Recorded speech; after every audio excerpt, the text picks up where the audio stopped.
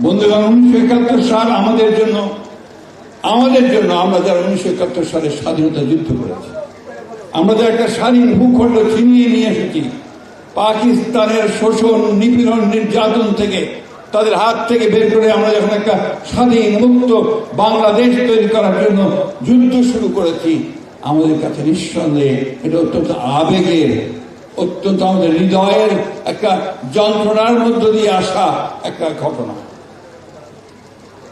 আমরা এটাকে ভুলতে পারি না। সেই জন্যই আমরা এটাকে সবসময় মনে রাখার চেষ্টা করি। শহীদ প্রেসিডেন্ট জিয়াউর রহমান সেদিন আমাদের দিক নির্দেশনা দিয়েছিলেন। আরেকজন মহান নারী, যার কথা আমি বারবার বলি, যিনি সেই দিন যখন শহীদ প্রেসিডেন্ট জিয়াউর রহমানের ক্যান্টনমেন্ট ছেড়ে চলে গিয়েছিলেন, তার স্ত্রীকে একা ফেলে রেখে, দুটো ছোট সন্তানকে রেখে, তখন এই নারী সেদিন কিন্তু রুখে দাঁড়িয়েছিলেন।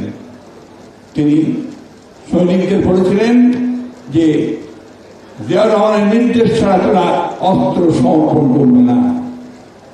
এরপরে তিনি তাদের দুই বাচ্চা হাত ধরে তিনি ঢাকায় চলে এসেছিলেন, লুকিয়ে বোরখা পরে, এবং ঢাকায় তিনি গ্রেফতার হয়েছেন পাক সেনাবাহিনীর হাতে, এবং দীর্ঘ 9 মাস তিনি কারাগারে ছিলেন শেষ দিন পর্যন্ত।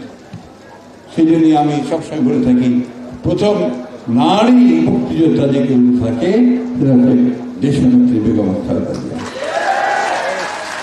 বন্ধুগণ, দীর্ঘ করবো না, কিন্তু কতগুলো কথা বলার প্রয়োজন আছে। আমাদের পুরনো স্মৃতিগুলোকে নাড়িয়ে দিতে হবে। আজকাল জেনারেশন জানে না অনেকগুলো কথা। কত বড় ধৃষ্টতা তাদের যে তারা জিয়াউর রহমানকে নিয়ে পর্যন্ত প্রশ্ন করে। ধিক্কার তাদেরকে, যারা নিজের ইতিহাস জানে না, তারা জনগণের জাতির কোনো কল্যাণও করতে পারবে না। ইতিহাস জানতে হবে। আজকে একটা ভিন্ন প্রেক্ষিতে এই আমাদের স্বাধীনতা দিবস পালন করতে হচ্ছে। জিয়াউর রহমান সেই মানুষ যিনি সেনা ক্যান্টনমেন্ট থেকে এসেছিলেন, সৈনিক ছিলেন। তার তো গণতন্ত্র দেওয়ার কথা ছিল না, তার তো